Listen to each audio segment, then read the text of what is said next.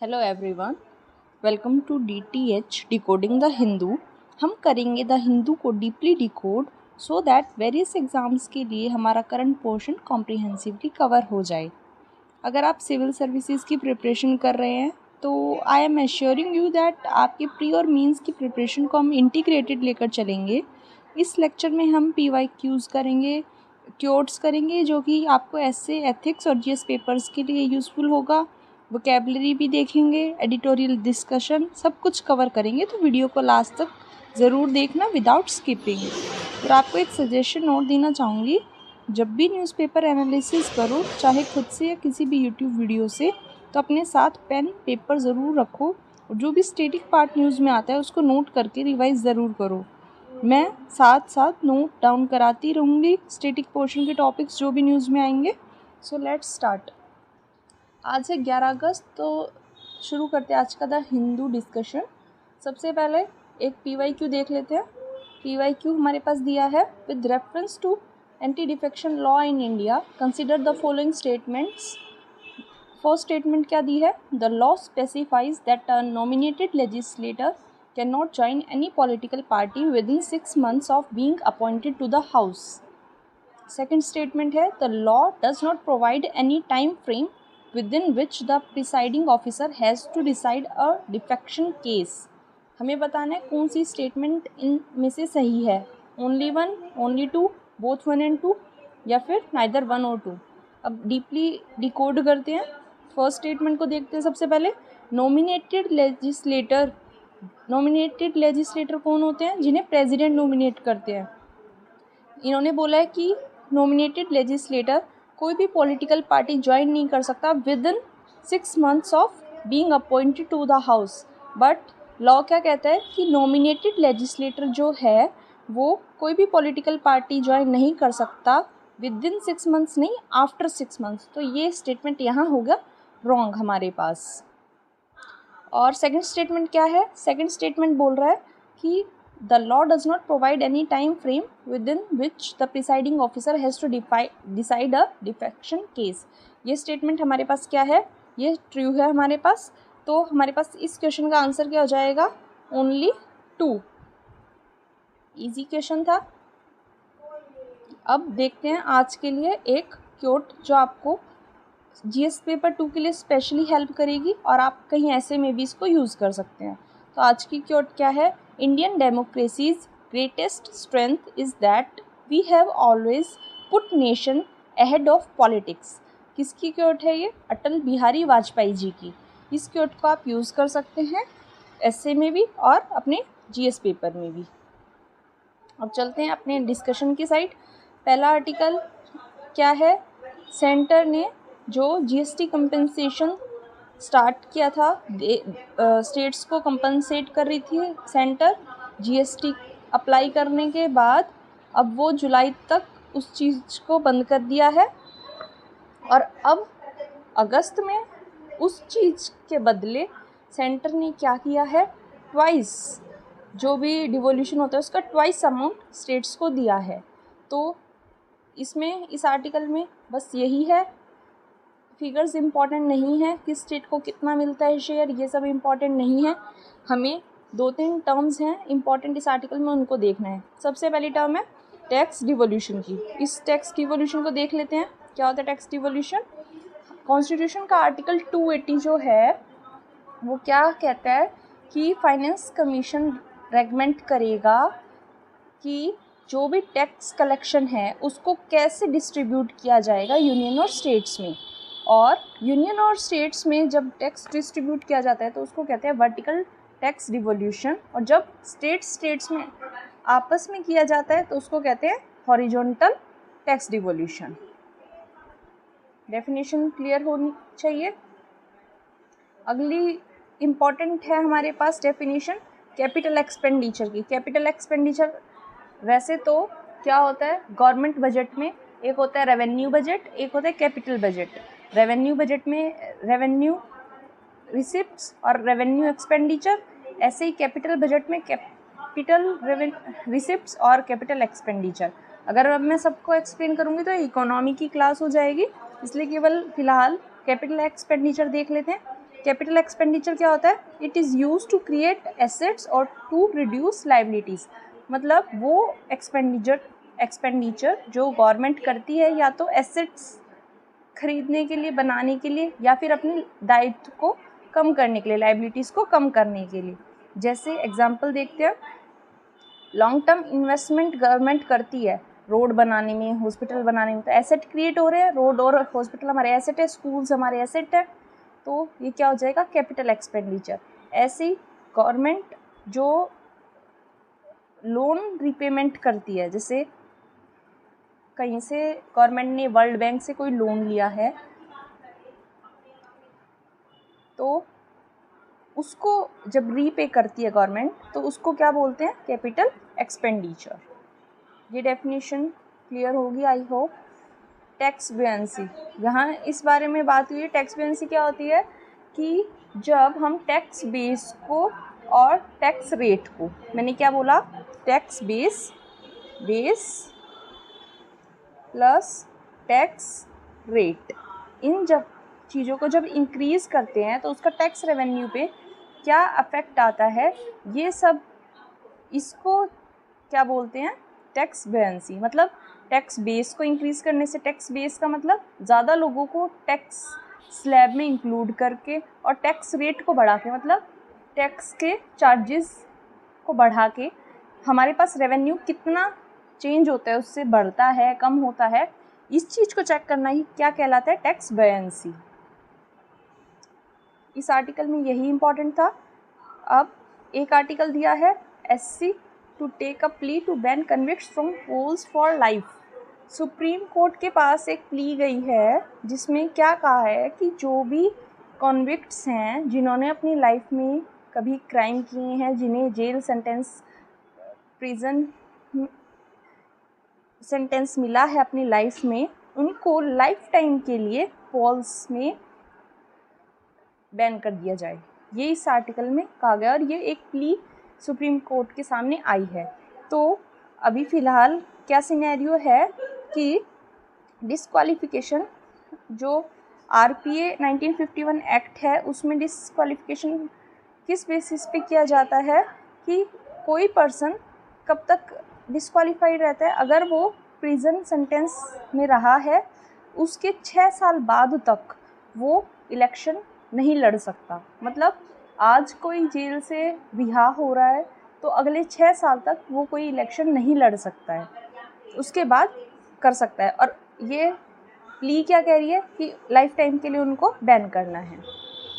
इसमें यही है और कुछ नहीं है। उसके बाद नेक्स्ट आर्टिकल है, आर्टिकल इम्पॉर्टेंट नहीं है, JNU के एडमिशन से रिलेटेड है।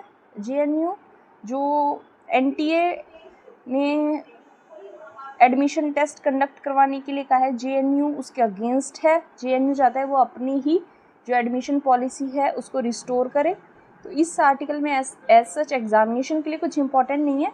एक कमेटी का नाम आया है, लिंदौ कमेटी, ये इम्पॉर्टेंट है। ये कब आई थी? ये आई थी 2005 में।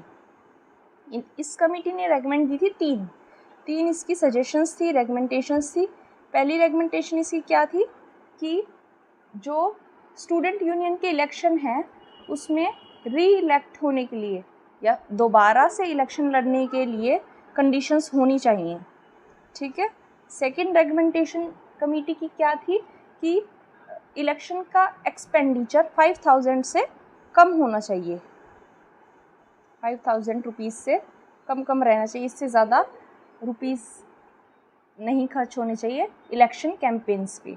थर्ड इसकी रेकमेंडेशन थी कि इलेक्शन कैंपेन का टाइम जो है वो 1 मंथ से, मतलब 30 डेज़ से कितना हो जाए, 7 डेज़, मतलब 1 वीक, ये उसने कहा था। ये सब उसकी रेकमेंडेशंस थी लिंदौ कमेटी की। तो ये कमेटी इंपॉर्टेंट हो जाती है एग्जामिनेशन पॉइंट ऑफ व्यू से, और इस आर्टिकल में कुछ भी इंपॉर्टेंट नहीं है। नेक्स्ट अप वी हैव एक और आर्टिकल है, इसमें क्राइम्स दिल्ली में वीमेन के अगेंस्ट कितने बढ़ रहे हैं उसके बारे में बताया। इसमें कुछ डाटा है जो हमारे लिए इम्पॉर्टेंट हो सकता है एग्जामिनेशन पॉइंट ऑफ व्यू से।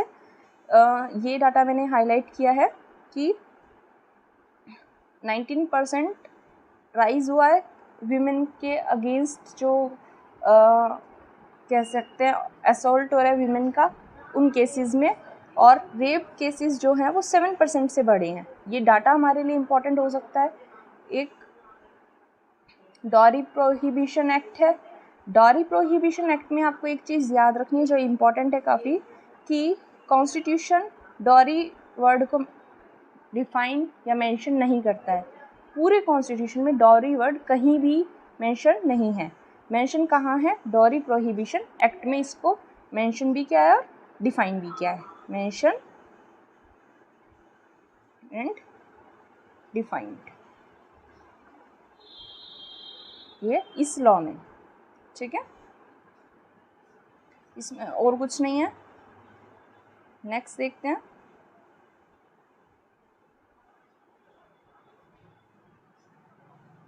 एक था ये आर्टिकल है, इसमें आर्टिकल इम्पॉर्टेंट नहीं है बट टर्म है रेफरेंडम। रेफरेंडम टर्म इम्पॉर्टेंट है, इसको प्लेबिसाइट भी कहते हैं।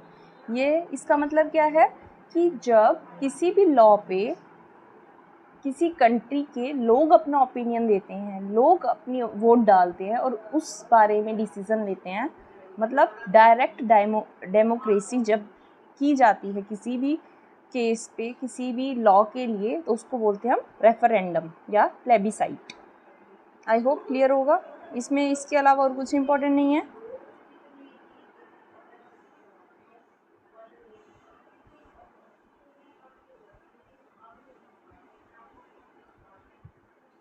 एक आर्टिकल है हमारे पास जो फ्लड्स आ रही हैं, जो इतनी हैवी रेन हमारे साउथ इंडिया में हो रही है, उससे रिलेटेड है। इस आर्टिकल में क्या है, एज सच कुछ इम्पॉर्टेंट नहीं है क्योंकि फ्लड आना साउथ इंडिया में कॉमन है मानसून सीज़न में, लेकिन कुछ जो एक दो रिवर्स के नाम आए हैं वो इम्पॉर्टेंट हो सकते हैं क्योंकि हमारे पास प्रीवियस ईयर में भी क्वेश्चन आते हैं, मैच द फॉलोइंग में आ सकते हैं कि किसी भी कोई भी मेन रिवर दे दी एक साइड और दूसरी साइड दे दी उनकी ट्राइब्यूटरीज और उनको मैच करना है। तो इसी टाइप से यहाँ हमारे पास है वारधा वेनगंगा रिवर्स और प्राणहिता रिवर, इंद्रावती रिवर। ये सभी रिवर्स जो हैं ये किसकी ट्राइब्यूटरीज हैं? ये ट्राइब्यूटरीज हैं कृष्णा रिवर की। ये आपको याद रखना है कौन से की हैं ये? कृष्णा रिवर की tributary, Wardha river, Wainganga river, Pranhita और इंद्रावती, ये आपको याद रखना है। उसके बाद नेक्स्ट आर्टिकल है, ये इको जोन से रिलेटेड है। आर्टिकल इज़ ऑल्सो इम्पॉर्टेंट और इसके अंदर कुछ एक दो टर्म्स है वो भी इम्पॉर्टेंट है। आर्टिकल क्या कहता है कि केरला गवर्नमेंट ने अभी क्या किया है, केरला गवर्नमेंट ने इको सेंसिटिव जोन में ह्यूमन हैबिटेशंस को, एग्रीकल्चरल होल्डिंग्स को, एग्रीकल्चर फॉर्म्स को और जो भी कोई पब्लिक का इंस्टीट्यूशन गवर्नमेंट का ऑफिस होगा सभी को बिल्कुल बैन कर दिया है कि इकोलॉजिकली सेंसिटिव जोन मतलब ESZ में कुछ भी नहीं होगा। अब इको सेंसिटिव जोन का एरिया की बात करें तो इको सेंसिटिव जोन का एरिया हो गया है अब 1 किलोमीटर। मतलब इको सेंसिटिव जोन का एरिया जहाँ कोई भी नेशनल पार्क है, टाइगर रिजर्व है, वहाँ की बाउंड्री लाइन से 1 किलोमीटर तक जो एरिया होगा उसको हम इकोलॉजिकली सेंसिटिव जोन बोलेंगे। इसके बारे में थोड़ा सा बैकग्राउंड देख लेते हैं। जो सबसे पहले इको सेंसिटिव जोन का कॉन्सेप्ट हमारे पास आया था वो आया था एनवायरनमेंट प्रोटेक्शन एक्ट 1986 के अंदर। इको सेंसिटिव जोन्स को हम डिफाइन करते हैं। और जो national wild life action plan आया था 2002 से 2016 के बीच का, रिलीज़ किया था ministry of environment, forest and climate change ने। उसने क्या कहा था कि नेशनल पार्क्स और वाइल्ड लाइफ सेंचुरी की बाउंड्रीज जो होंगी वहाँ से 10 किलोमीटर के एरिया तक क्या रहेगा हमारा इको सेंसिटिव जोन। ये 10 किलोमीटर का एरिया उन्होंने डिफाइन किया था। लेकिन सुप्रीम कोर्ट ने अभी क्या कहा है कि फ़िलहाल की जजमेंट सुप्रीम कोर्ट की ये है कि हर प्रोटेक्टेड फॉरेस्ट में, नेशनल पार्क में और वाइल्ड लाइफ सेंचुरी में मैंडेटरीली इको सेंसिटिव जोन होना ही चाहिए और उसका एरिया कम से कम कितना होना चाहिए, 1 किलोमीटर मिनिमम। उसके बाद 2011 में जो गाइडलाइंस आई थी उन्होंने कहा था कि इकोलॉजिकली सेंसिटिव जोन के लिए जो 10 किलोमीटर की बाउंड्री है वो फिजिबल नहीं हो पाएगी, क्योंकि क्या होगा कि काफ़ी जगह ऐसा देखा गया कि उस 10 किलोमीटर के एरिया में ही काफ़ी मेट्रोपॉलिटन सिटीज़ का एरिया आ रहा है, तो वो पॉसिबल नहीं हो पाएगा कि उसको एकदम आइसोलेट कर दें, इसलिए ये फिजिबल नहीं हो पाएगा। माइनिंग जो है वो नेशनल पार्क और वाइल्ड लाइफ सेंचुरी में परमिटेड नहीं है। Judgment would apply in all where the minimum ESZ is not prescribe. मतलब ये क्या कह रहा है कि कुछ स्टेट्स ने अपनी ESZ की बाउंड्री सेट कर रखी हैं अपनी स्टेट के एरिया के अकॉर्डिंग, नीड्स के अकॉर्डिंग। जहाँ नहीं है वहाँ सेंटर ने जो प्रिस्क्राइब की है वो काम आएंगी। इस एरिया में केवल ये था। नेक्स्ट आर्टिकल हमारे पास है G20 से रिलेटेड। ये इम्पॉर्टेंट आर्टिकल हो सकता है IR से रिलेटेड या फिर इंटरनेशनल ऑर्गेनाइजेशंस में। जैसे इसमें क्या कहा है कि G20 का मेन एम जो है वो एड और ट्रेड है, उससे हमें शिफ्ट करने की ज़रूरत है साइंस और टेक्नोलॉजी पे, जो कि आज की मेन रिक्वायरमेंट है। कैसे? According to the writer of this article, India जो है वो अपना चांस खो रहा है G20 को अपने फोकस एरियाज़ शो करने में। फोकस एरियाज़ क्या हैं आज के टाइम पे? जैसे ये है energy, agriculture, trade, digital economy, health, environment, employment, tourism, anti corruption, women empowerment, ये सब क्या है, फोकस एरिया है। और इंडिया अपने फोकस एरिया की साइड G20 का ध्यान नहीं खींच पा रहा है। इसके लिए क्या है, अब G20 में कमिटमेंट्स की नहीं, किस चीज़ की ज़रूरत है, कोलैबोरेशन बिटवीन द कंट्रीज़। कैसे देखते हैं। सबसे पहला रीज़न ये है कि जो मल्टीलेटरल कमिटमेंट्स हैं देशों के बीच, डिफरेंट कंट्रीज़ के बीच एड और ट्रेड में, वो ख़त्म होते जा रहे हैं या फिर रोक होते जा रहे हैं। क्यों?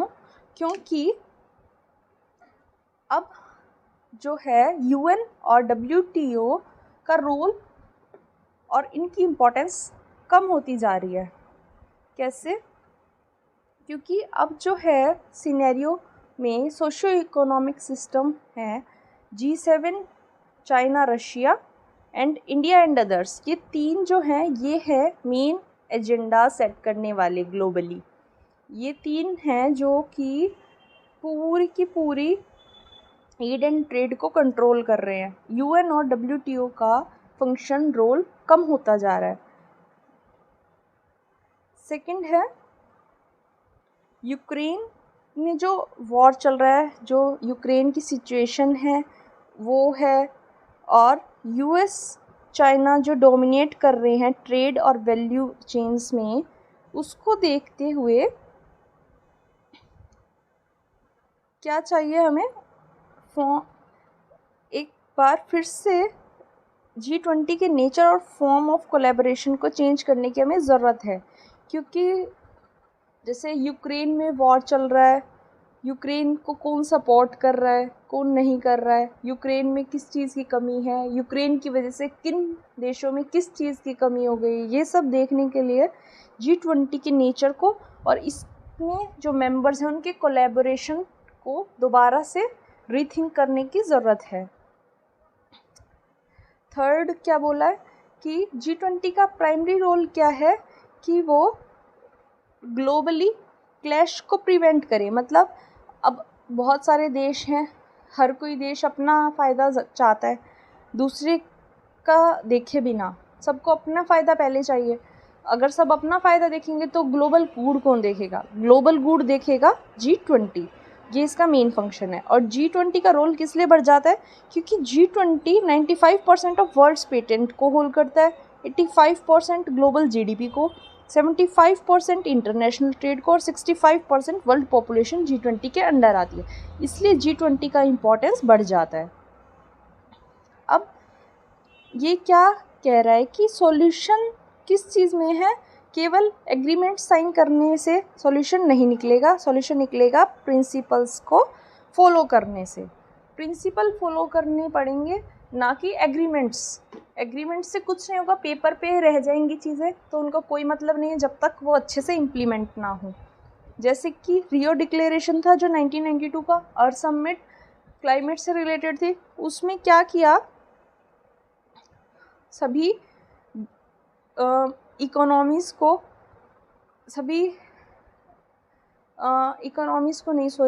जो भी ग्लोबल एजेंडा था उनको 3 प्रायोरिटीज़ में इन्होंने डिवाइड किया, और फिर कंट्रीज़ जो कि थोड़ा बहुत ओवरलैप करती हैं उनके बीच में, जिनके बीच में थोड़ा बहुत लिंकेज है, उनको एक साथ एक ग्रुप में कर दिया, सो दैट वो एक दूसरे के साथ कोलैबोरेट कर पाए, एक दूसरे की हेल्प कर पाए और अपने टारगेट्स अचीव कर पाए। इसी टाइप का कॉपरेशन हमें G20 में देखना चाहिए। अभी G20 में क्या है, ऐसे ऐसे ग्रुपिंग्स भी हैं जो कि एक दूसरे के साथ अच्छे टर्म्स पे नहीं हैं, फिर उन ग्रुपिंग के बीच कॉपरेशन कैसे हम एक्सपेक्ट कर सकते हैं, ये सब इनके कंसर्न्स बताए हैं। अब क्या कहा है कि इंडिया को ज़रूरत है साइंस और टेक्नोलॉजी पे फोकस करने की, और इस साइंस और टेक्नोलॉजी पे कोलैबोरेट करने की G20 कंट्रीज़ के साथ, UNGA के साथ और अदर मल्टीलेटरल बॉडीज़ के साथ। इसमें पहला क्या करना होगा, इसके लिए सभी को ये मानना होगा कि सभी इक्वल हैं, सभी एक बोट में हैं। एक बोट में है मतलब सभी सेम सिचुएशन में है, सभी के लिए सभी चीज़ें इक्वली इम्पॉर्टेंट है। लाइक क्लाइमेट सभी के लिए इम्पॉर्टेंट है, it is not important only for a single country, it is important for all. और कॉमन कंसर्न्स जो है उनको रीडिफाइन करने की नीड है, सो दैट दोबारा से रिस्पॉन्सिबिलिटीज़ डिफाइन हो पाए। दूसरा क्या कहा है, जो भी इमर्जिंग इकोनॉमीज़ है, मतलब डेवलपिंग कंट्रीज़ है, उनको प्रॉब्लम का सोर्स ना मान के उनको क्या मानना है, सॉल्यूशन मानना है शेयर्ड प्रॉब्लम्स का। क्योंकि काफ़ी सारी डेवलपिंग इकोनॉमीज़ हैं, उनको हमें प्रॉब्लम नहीं मानना है, उनको क्या मानना है कि काफ़ी सारी इकोनॉमीज़ जो डेवलपिंग हैं उनके लिए सॉल्यूशन दे रही हैं। ठीक है, मतलब प्रॉब्लम को प्रॉब्लम की तरह नहीं, प्रॉब्लम के सॉल्यूशन की तरह देख के लेके चलना है। उसके बाद इन्होंने कहा है कि ब्रिक्स है जो हमारी, ये एक इम्पॉर्टेंट रोल प्ले कर सकती है, और इसका मॉडल यूज़ किया जा सकता है किसके लिए, गवर्नेंस इंस्टीट्यूशंस को देखने के लिए। गवर्नेंस ब्रिक्स में अच्छी है, ब्रिक्स में कोई भी एक कंट्री डोमिनेंट नहीं है, किसी भी एक कंट्री से डोमिनेट नहीं होता है ब्रिक्स, सभी को इक्वल पावर्स हैं। ऐसे ही G20 में भी कुछ चेंजेस करने की ज़रूरत है। उसके बाद अब इसके लिए स्टार्टिंग कैसे कर सकते हैं हम, इसके लिए स्टार्टिंग ऐसे कर सकते हैं, एक तो हम ये कर सकते हैं कि 2030 के जो हमारे एजेंडाज़ हैं सस्टेनेबल डेवलपमेंट के लिए, उसमें किन किन चीज़ों को इंक्लूड कर सकते हैं, एडुकेट फूड को, हाउसिंग को, एजुकेशन को, हेल्थ को, वाटर को, सैनिटेशन को एंड वर्क फॉर ऑल को। और ये क्या हो सकता है, इंटरनेशनल कोऑपरेशन से काफ़ी अच्छे से मैनेज हो सकता है। इसमें भी क्या आ जाएगा, principle of common but differentiated responsibilities आ जाएंगी। सभी की जितनी कैपेसिटी है उनको उसके अकॉर्डिंग काम करना होगा। सेकंड क्या आ रहा है, इन्वेस्टमेंट के साथ साथ किन किन चीज़ों पे फोकस करने की ज़रूरत है, साइंस टेक्नोलॉजी पे, अर्बनाइज करने में वर्ल्ड को, हाइड्रोजन इकोनॉमी की साइड और न्यू क्रॉप वेराइटीज़ की साइड। ये भी एक क्या है, स्टेप हो सकता है। Next step could be digital IT का रिवॉल्यूशन। इसका पूरा पोटेंशियल हम निकालें ताकि जो डिजिटल टेक्नोलॉजी है उसको केवल फिज़िकल कनेक्टिविटी से ही ना डिफ़ाइन किया जाए, बल्कि अपॉर्चुनिटीज़ भी शेयर कर सके। केवल डाटा शेयरिंग के लिए नहीं, अपॉर्चुनिटीज़ भी शेयर की जा सके इनके फुल पोटेंशियल को हार्नेस करने के लिए। नेक्स्ट क्या हो सकता है, स्पेस को यूज़ किया जा सकता है। स्पेस जैसे सैटेलाइट्स बनती हैं क्लाइमेट को प्रिडिक्ट करने के लिए, डिज़ास्टर्स को प्रिडिक्ट करने के लिए, एग्रीकल्चरल इनोवेशन के लिए हेल्प करती है, इंफ्रास्ट्रक्चर प्लानिंग में हेल्प करती है। तो इसमें इंटरनेशनल कोऑपरेशन एक मेजर रोल प्ले करेगा सो दैट सभी को उससे बेनिफिट हो पाएगा। एक हमें लास्ट में क्या बोलता है कि पूरे वर्ल्ड को कोविड-19 से सीखने की ज़रूरत है और क्या बनाना आज के टाइम में हमारे लिए सबसे बड़ा चैलेंज क्या है कि जो एंटी माइक्रोबियल रेजिस्टेंस बढ़ रहा है उसके लिए नई एंटीबायोटिक्स लाना और सो दैट उसको एंटी माइक्रोबियल रेजिस्टेंस को रोका जा सके, इसके लिए बायोटेक्नोलॉजी में भी कोलैबोरेशन की नीड है। ये इस आर्टिकल में था। एक इन्होंने लास्ट में ये कहा है कि ग्रीन टेक्नोलॉजी फंड भी किया जा सकता है लीस्ट डेवलप्ड कंट्रीज़ की हेल्प करने के लिए। ये पूरा का पूरा आपका इंटरनेशनल ऑर्गेनाइजेशन का आर्टिकल है एक और काफ़ी इम्पॉर्टेंट है।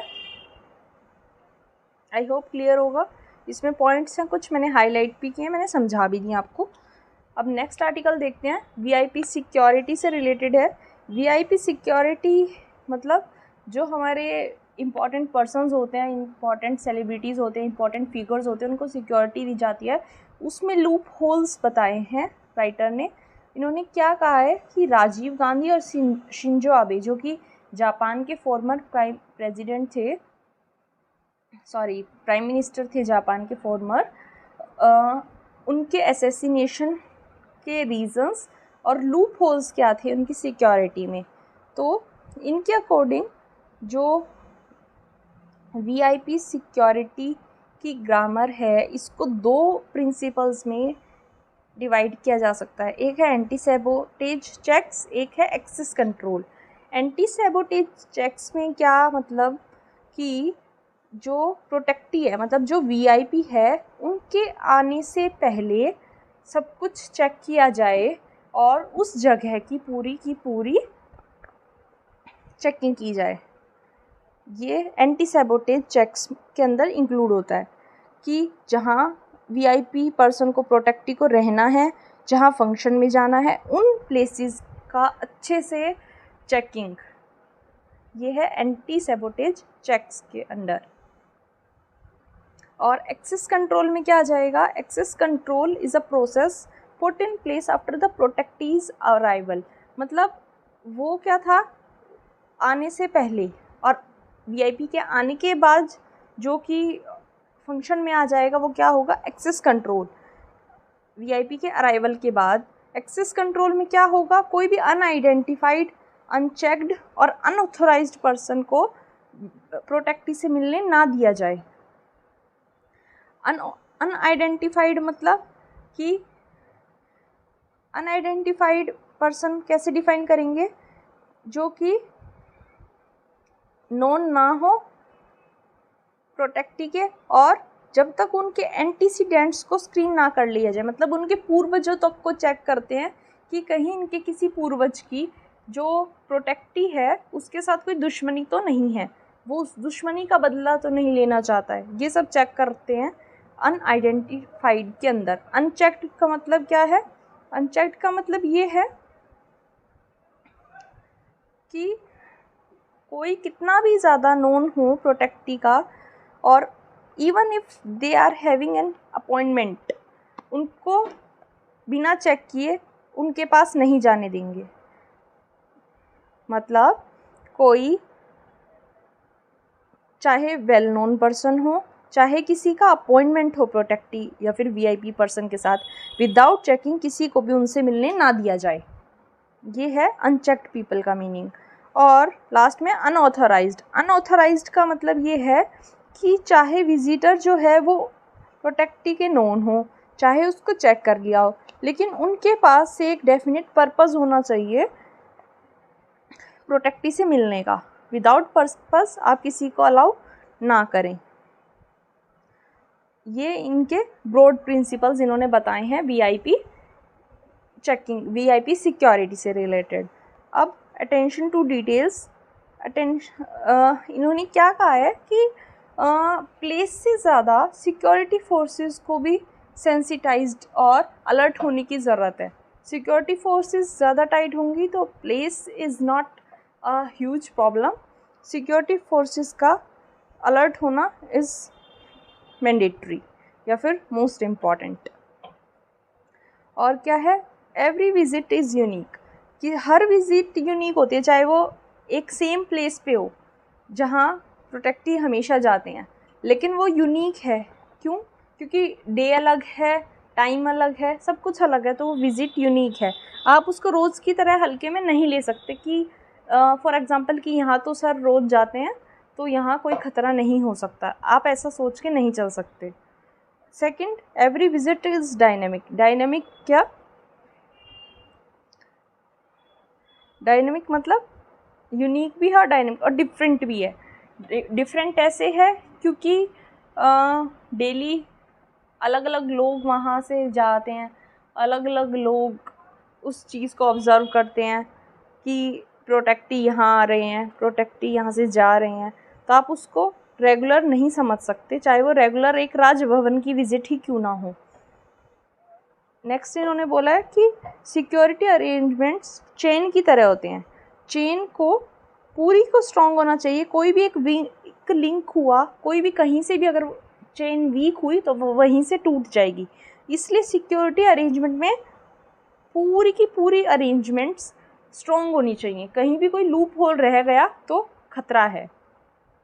फोर्थ क्या है, security considerations are more important than the elegance of place of function और स्टे। मतलब कि ये इतना मैटर नहीं करता कि फंक्शन का प्लेस कहाँ है या फिर प्रोटेक्टी कहाँ स्टे करने वाले हैं या फिर कौन सा पाथ लेने वाले हैं। What matters the most is security considerations. Security अगर टाइट है, अच्छी है, तो इतना इशू किसी चीज़ का नहीं है। ये था इस आर्टिकल में। नेक्स्ट आर्टिकल हमारे पास है इलेक्ट्रिसिटी अमेंडमेंट बिल। ये काफ़ी इम्पॉर्टेंट आर्टिकल है। इसमें सबसे पहले देख लेते हैं कि इलेक्ट्रिसिटी बिल 2003 में जो आया था वो क्या था। उसमें क्या बोला गया था कि सभी को, इन्होंने सभी लॉज को जो इलेक्ट्रिसिटी की जनरेशन से, ट्रांसमिशन से, डिस्ट्रीब्यूशन से, ट्रेडिंग से और यूज़ से रिलेटेड थे, उनको कंसोलिडेट कर दिया था, एक ही लॉ में कंसोलिडेशन किया था इस एक्ट में। और इस एक्ट में क्या किया था, कंज्यूमर्स के इंटरेस्ट को ध्यान में रखा गया था, सभी एरियाज़ में इलेक्ट्रिसिटी सप्लाई करने का प्रोविज़न था, इलेक्ट्रिसिटी टैरिफ्स को रेशनलाइज करना था, कोई भी जैसे बेफालतू के या फिर इर्रेगुलर या फिर इर्रेशनल टैरिफ्स नहीं लगा सकता, इन सब चीज़ों का ध्यान इस लॉ में रखा गया था। फिर इस लॉ को अगेन अमेंड किया गया 2007 में, और 2007 में अमेंड करने के बाद इन्होंने क्या प्रोविज़न दिया, क्रॉस सब्सिडी का प्रोविज़न डाला इसमें। क्रॉस सब्सिडी क्या है कि पुअर हाउस होल्ड्स को सब्सिडी मिलेगी इलेक्ट्रिसिटी के बिल पे। ये प्रोविज़न इलेक्ट्रिसिटी एक्ट में 2007 में ऐड किया गया, स्टार्टिंग में इसमें ऐड नहीं किया गया था, ओरिजिनल एक्ट में ये प्रोविज़न नहीं था। अब जो 2022 में आया है अमेंडमेंट बिल, इसमें क्या इन्होंने अमेंडमेंट्स किए हैं कि सेंटर का इंटरवेंशन आ जाएगा पावर डिस्ट्रीब्यूशन में। सेंटर का इंटरवेंशन कैसे आ जाएगा कि जो इलेक्ट्रिसिटी डिस्ट्रीब्यूटर का काम है, इलेक्ट्रिसिटी डिस्ट्रीब्यूटर्स को सेलेक्ट करना है, वो काम करती है हमारी स्टेट गवर्नमेंट। और ये अमेंडमेंट जो है वो किसको एम्पावर कर रहा है, सेंट्रल गवर्नमेंट को, कि सेंट्रल गवर्नमेंट इलेक्ट्रिसिटी डिस्ट्रीब्यूटर्स को चूज़ करेगी। मतलब स्टेट गवर्नमेंट की पावर छीनने की बात हो रही है यहाँ पे। सेकंड क्या है, यहाँ एक अलग क्लोज, जो दूसरा क्लोज ऐड किया जा रहा है, उसमें क्या कहा जा रहा है कि एक ही एरिया में काफ़ी सारे डिस्ट्रीब्यूशन लाइसेंसीज दिए जाएं सो दैट पावर अच्छे से डिस्ट्रीब्यूट हो पाए, मतलब हर घर बिजली हो पाए। ये भी एक वरी है, क्योंकि इसका क्या डर है कि काफ़ी सारे अगर डिस्ट्रीब्यूटीज़ होंगे उससे क्या हो जाएगा, वो मोनोपोली कर लेंगी कंपनियां उस एरिया को, उस डिपार्टमेंट को। इस चीज़ का खतरा हो सकता है, मोनोपोली अपना कर लेंगी, अपना राज चलाएंगी। अगर कुछ लिमिटेड कंपनीज़ के हाथ में कोई डिपार्टमेंट आ जाएगा तो वो वहाँ अपनी मनमर्जी करेंगी। इस चीज़ का एक खतरा हो सकता है। एक और आर्टिकल है, इसमें क्या है, एक प्रोविज़न ये दिया है कि गवर्नमेंट क्या करेगी, क्रॉस सब्सिडी बैलेंसिंग फंड बनाएगी, जिसको कौन मैनेज करेगा, एक गवर्नमेंट कंपनी मैनेज करेगी। किस लिए बनाया जा रहा है ये फंड, क्योंकि एक डिस्ट्रीब्यूशन लाइसेंसी एक एरिया में एक से ज़्यादा डिस्ट्रीब्यूटर्स को लाइसेंस मिल रहा है, इसलिए एक बैलेंसिंग फंड बनाया जाएगा जो कि पुअर्स की सब्सिडी को नहीं रोकेगा। लेकिन कौन लोग सबसे ज़्यादा इसका अपोज कर रहे हैं, एक कर रहे हैं फार्मर्स ग्रुप। फार्मर ग्रुप को क्या लग रहा है कि इस बिल को अगर एक्ट बना दिया गया तो इससे उनकी सब्सिडीज़ रोक दी जाएंगी,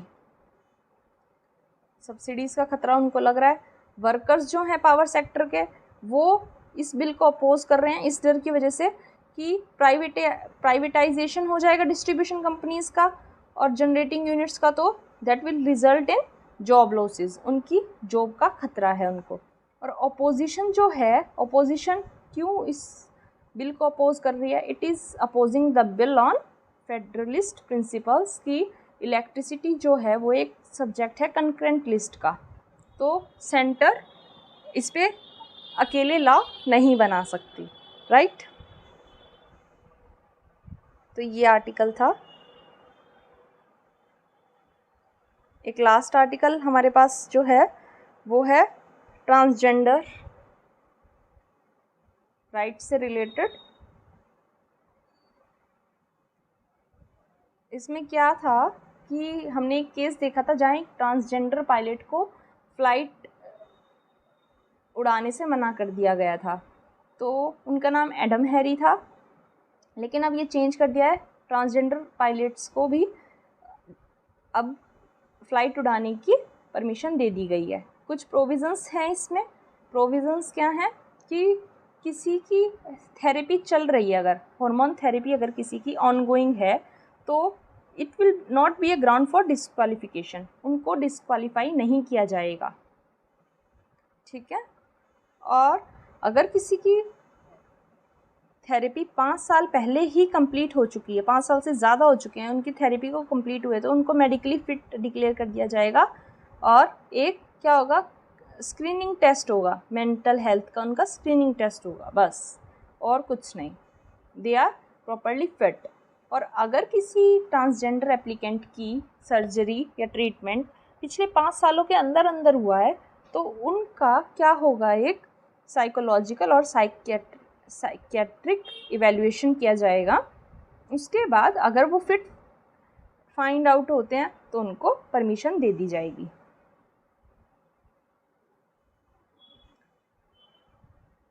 हाँ, इसमें क्या एक प्रोविज़न क्या दिया गया है कि कुछ लिमिटेशंस ट्रांसजेंडर पायलट्स पे हो सकती हैं अभी, कि अभी उन्हें केवल जूनियर पायलट्स की पोस्ट दी जाएगी, या फिर कभी उन्हें अगर पायलट इन कमांड बनाया भी गया तो उनके साथ को पायलट जो होगा उसके पास या तो 250 आवर्स का फ्लाइंग एक्सपीरियंस होना चाहिए उसी एयरलाइन पे, उसी एयरक्राफ्ट पे, या फिर जो को पायलट है वो एक सीनियर कैप्टन होनी चाहिए जो कि ट्रेनर हो उनके। तो these are the provisions for. आज के न्यूज़पेपर में यही था। और एक ये छोटा सा आर्टिकल है, इसमें इन्होंने क्या बोला है कि फ्रीबीज़ के बारे में जो काफ़ी टाइम से आर्टिकल्स आ रहे हैं न्यूज़पेपर में, तो इलेक्शन कमीशन ने क्या बोला है कि फ्रीबीज हमेशा बुरी नहीं होती. It is the situation on which it depends whether the freebies are good for people और नॉट. मतलब कि अगर कोई पॉलिटिकल पार्टी या गवर्नमेंट किसी नेचुरल डिज़ास्टर के टाइम पे, पेंडेमिक के टाइम पे क्या प्रोवाइड करा रही है, मेडिसिन्स प्रोवाइड करा रही है, फूड प्रोवाइड करा रही है, फंड प्रोवाइड करा रही है, तो ये क्या हो सकता है, एक लाइफ सेवियर हो सकता है, इकोनॉमिक सेवियर हो सकता है. बट अगर नॉर्मल टाइम्स में ऐसा कुछ भी सिचुएशन जब ना हो तो इन सब चीज़ों को प्रोवाइड करवाने को फ्रीबीज कहा जा सकता है. ये एक स्टेटमेंट दिया है इलेक्शन कमीशन ऑफ इंडिया ने. अभी इस पर और आर्टिकल्स आएंगे तो हम कॉम्प्रिहेंसिवली कवर कर लेंगे. बस आज के न्यूज़पेपर में यही इम्पॉर्टेंट था. अगर आपको कोई डाउट है तो आप कमेंट बॉक्स में लिख सकते हैं. अगर आपको वीडियो पसंद आया है, समझ में आया है लेक्चर, तो आप वीडियो को लाइक कीजिए, शेयर कीजिए और चैनल को भी सब्सक्राइब कर दीजिए.